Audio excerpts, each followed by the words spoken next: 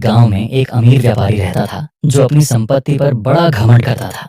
वह हमेशा कीमती कपड़े पहनता और सोने चांदी से जड़े जूते इस्तेमाल करता। गांव के लोग उससे प्रभावित रहते, लेकिन वह उनके साथ अहंकार से पेश आता। वह दूसरों को अपनी दौलत के आधार पर कमतर समझता और खुद को गांव का सबसे चतुर व्यक्ति मानता। उसी गांव में एक गरीब मोची भी रहता था जो दिन भर गांव वालों के जूते मरम्मत करके अपनी गुजर बसर करता था। हालांकि वह आर्थिक रूप से गरीब था, लेकिन वह बुद्धिमान और अनुभवशील था। गांव के लोग अक्सर उसकी सलाह की तारीफ करते और कहते, यह गरीब है लेकिन इसके पास अक्ल की दौलत है। एक दिन व्यापारी के कीमती जूते खराब हो गए। वह उन्हें मरम्मत कराने के लिए मोची के पास पहुंचा। व्यापारी ने घमंड भरे अंदाज में मोची से कहा, ये जूते बहुत कीमती हैं, इन्हें संभाल कर मरम्मत करना। तुम जैसे गरीब लोग इनकी कीमत नहीं समझ सकते। मोची ने मुस्कुराते हुए जवाब दिया, साहब, ये जूते चाहे कितने भी कीमती हों, आखिर इंसान के पैरों में ही तो रहते हैं। व्यापारी को मोची की बात सुनकर गुस्सा आया, लेकिन वह चुप रहा। जूते मरम्मत करते समय व्यापारी ने मोची से पूछा, तुम हमेशा गरीब क्यों हो? अगर अक्ल इतनी बड़ी दौलत है तो तुम्हारे पास पैसा क्यों नहीं? मोची ने मुस्कुराते हुए कहा, साहब, अक्ल से सुकून मिलता है और सुकून ही सबसे बड़ी दौलत है। पैसे का घमंड अस्थायी होता है, लेकिन अक्ल इंसान को हमेशा के लिए कामयाब बनाती है। व्यापारी मोची की बातों को मजाक समझकर हंसने लगा और बोला, अगर तुम वाकई इतने अक्लमंद हो तो मुझे यह साबित करके दिखाओ। अगर तुमने अपनी अक्ल से मुझे प्रभावित किया तो मैं तुम्हें इनाम दूंगा। मोची की बातों से व्यापारी को कुछ अजीब लगा, लेकिन वह अपने धन और घमंड में डूबा हुआ था। उसने मोची को नीचा दिखाने के लिए उसे चुनौती देने का फैसला किया। अगले दिन व्यापारी मोची के पास आया और अहंकार भरे लहजे में बोला, तुमने कल बड़ी बड़ी बातें की थीं कि अक्ल दौलत से ज्यादा कीमती है, तो आज मैं तुम्हारी अक्ल का इम्तिहान लेना चाहता हूं।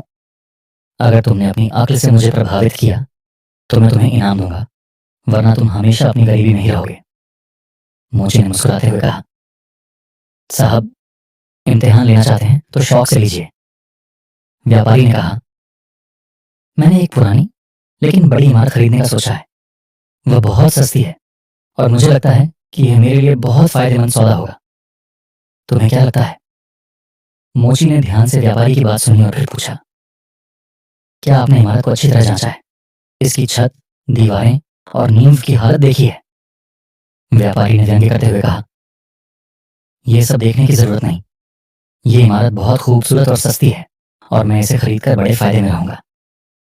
मोची ने शांति से कहा, साहब, अक्ल कहती है कि खरीदने से पहले हर चीज का अच्छी तरह जायजा लेना जरूरी है। खास तौर पर नींव और छत को देखिए। अगर नींव कमजोर हुई तो यह इमारत आपके लिए नुकसान का सौदा बन सकती है।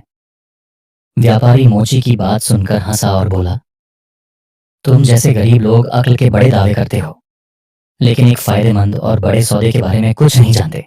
मैं तुम्हारी बातों पर वक्त जाया नहीं करूंगा। मैं यह इमारत जरूर खरीदूंगा। व्यापारी ने मोची की सलाह को नजरअंदाज कर दिया और इमारत खरीद ली। लेकिन कुछ दिनों बाद, जैसा कि मोची ने कहा था, इमारत की दीवारें गिरने लगीं और व्यापारी को बड़ा नुकसान हुआ। वह बहुत पछताया और तुरंत मोची के पास पहुंचा। व्यापारी शर्मिंदा होकर बोला, मुझे तुम्हारी बात मान लेनी चाहिए थी। अगर मैंने अक्ल से काम लिया होता तो यह नुकसान नहीं होता। मोची ने मुस्कुराकर कहा, साहब, अक्ल से काम लेना हमेशा फायदेमंद होता है। घमंड इंसान को नुकसान पहुंचाता है और अक्ल उसे बचाती है। यह व्यापारी के लिए एक बड़ा सबक था, लेकिन कहानी यहां खत्म नहीं हुई। उसने मोची की अक्ल का एक और इम्तिहान लेने का फैसला किया और उसे एक नई चुनौती दी। उसने अपने मन में एक और योजना बनाई ताकि वह मोची को नीचा दिखा सके। कुछ समय बाद व्यापारी को एक खजाना मिला। इसमें सोने के सिक्के, रत्न और कीमती गहने थे। यह खजाना उसे जमीन की खुदाई के दौरान मिला था। व्यापारी बहुत खुश था, लेकिन परेशान भी कि इस खजाने को चोरों से कैसे बचाया जाए। वह तुरंत मोची के पास पहुंचा और बोला, अरे बुद्धिमान मोची, मैं मानता हूं कि तुम्हारी अक्ल बड़ी काम की है। अब देखता हूं कि तुम इस समस्या को कैसे हल करते हो। मुझे एक खजाना मिला है, लेकिन मैं नहीं चाहता कि कोई इसे चुरा ले। तुम बताओ, इसे सुरक्षित कैसे रखा जाए? मोची ने ध्यान से व्यापारी की बात सुनी और कुछ देर सोचने के बाद मुस्कुराते हुए बोला, साहब, खजाने को एक ही जगह रखना खतरनाक हो सकता है। चोरों के लिए एक ही जगह पर पूरा खजाना ढूंढना आसान होगा। अक्ल यही कहती है कि खजाने को कई हिस्सों में बांटकर अलग अलग जगहों पर छिपा दिया जाए। व्यापारी ने हैरान होकर पूछा, लेकिन ऐसा क्यों? अगर खजाना बिखरा होगा तो उसे इकट्ठा करना मुश्किल हो जाएगा। मोची ने शांत स्वर में उत्तर दिया, साहब, अगर आप खजाने को अलग अलग जगहों पर छिपाएंगे तो चोर उसे आसानी से नहीं ढूंढ पाएंगे, और अगर वे किसी एक जगह पहुंच भी गए तो पूरा खजाना हाथ नहीं लगेगा। इससे आपका नुकसान कम होगा। व्यापारी को मोची की बात समझ में आ गई। उसने खजाने को 5 हिस्सों में बांटा और अलग अलग जगहों पर छिपा दिया। कुछ दिनों बाद गांव के चोरों को पता चल गया कि व्यापारी के पास खजाना है। उन्होंने बड़ी कोशिश की, लेकिन खजाने के सिर्फ एक हिस्से तक पहुंच सके। बाकी खजाना सुरक्षित रहा। व्यापारी ने यह देखकर राहत की सांस ली और तुरंत मोची के पास पहुंचा। तुम्हारी सलाह बहुत काम आई। अरे बुद्धिमान मोची, अगर मैंने खजाना एक ही जगह छिपाया होता तो सब कुछ लुट जाता। मोची ने मुस्कुराते हुए कहा, साहब, अक्ल से काम लेना हमेशा फायदेमंद होता है। दौलत की सुरक्षा भी अक्ल के बिना संभव नहीं। अब व्यापारी को पूरी तरह यकीन हो गया था कि मोची वाकई बहुत बुद्धिमान है, लेकिन उसका घमंड अब भी कम नहीं हुआ था। वह मन ही मन चाहता था कि किसी तरह मोची की बुद्धि को नाकाम साबित करे। एक दिन उसने एक और चुनौती तैयार की। व्यापारी मोची के पास आया और बोला, अरे बुद्धिमान मोची, मैं तुम्हारी बुद्धि की आखिरी बार परीक्षा लेना चाहता हूं। अगर तुम इस चुनौती में जीत गए तो मैं तुम्हें अपना सलाहकार नियुक्त करूंगा और तुम्हें इनाम में बड़ी रकम दूंगा। लेकिन अगर तुम हार गए तो तुम्हें मानना होगा कि दौलत अक्ल से ज्यादा महत्वपूर्ण है। मोची ने शांति से कहा, साहब, परीक्षा लेने में कोई बुराई नहीं, लेकिन याद रखें, दौलत हमेशा खत्म हो सकती है मगर बुद्धि हमेशा साथ रहती है।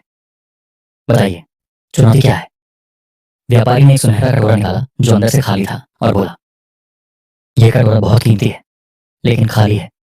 तुम्हें इसे भरते समय यह ध्यान रखना होगा कि जो चीज इसमें डालो वह ना दौलत हो, ना पानी, ना खाने की कोई चीज, लेकिन वह ऐसी हो जो इस कटोरे को वाकई कीमती बना दे। अगर तुम ऐसा कर सके तो तुम चुनौती जीत जाओगे। मोची ने कटोरे को ध्यान से देखा और मुस्कुराते हुए कहा, साहब, इसका हल मिल गया है। व्यापारी ने हैरान होकर पूछा, अच्छा, तो फिर जल्दी से कटोरे को भरो और मुझे दिखाओ कि तुम क्या करते हो। मोची ने एक कागज और कलम निकाली और उस पर एक दुआ लिखी। ये दुआ उन लोगों के लिए है जो इस कटोरे का इस्तेमाल करेंगे। ये दुआ उन्हें सुख, शांति और बुद्धि की दौलत दे। उसने वह कागज कटोरे में रख दिया और व्यापारी को दे दिया। साहब, यह दुआ इस कटोरे को असली कीमती बना देगी। दौलत और वस्तुएं अस्थायी हैं, लेकिन बुद्धि और आशीर्वाद हमेशा रहने वाले हैं। अब यह कटोरा न सिर्फ कीमती है बल्कि बरकत वाला भी हो गया है। व्यापारी आश्चर्यचकित होकर मोची को देखने लगा। उसने कभी नहीं सोचा था कि कोई ऐसा समाधान निकाल सकता है।